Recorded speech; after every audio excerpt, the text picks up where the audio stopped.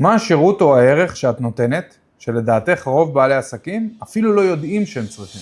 רוב העסקים בעצם אין להם שקט. הבעל העסק רק עובד, הוא על כל התפקידים, אין לו שקט. מגיע הבית, רובם מגיעים שעות מאוחרות, קמים שעות מוקדמות, לא מוצאים את עצמם בניהול. הם פשוט הופכים להיות עבדים של העסק שלהם, לא מצליחים לקדם את העסק, פותרים כל מיני פלסטרים בדרך, וחושבים שהם כביכול מתישהו יצליחו. יוצאים לדרך בלי אפילו לחשוב פעמיים לאיזה כיוון, ימינה, שמאלה, ישר, מקבלים החלטות מהבטן, לפעמים בהחלטות שגויות שמובילים אותם לא רק לקדימה אלא אחורה כפול 2, וברוב המקרים שאני באה ללקוח ומציגה את עצמי, אני נותנת שקט, אני נותנת את היד ביד. אין היום לעסקים בישראל יד ביד, כולם בפועל רק לוקחים מהעסקים, אף אחד לא נותן להם.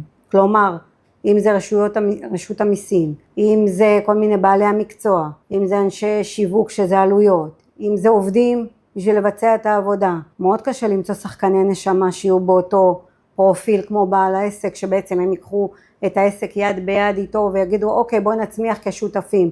בודדים העובדים שאתה יכול למצוא שהם כאלה. אז הערך שלי זה שמעבר לזה שאני נותנת את השקט, אני נותנת את היד ביד, וגם תוך כדי תנועה שהעסק גדל, אני גם בוחרת לו את העובדים שמתאימים, בעלי המקצוע שיובילו אותו להצלחה, שהוא לא יבזבז משאבים.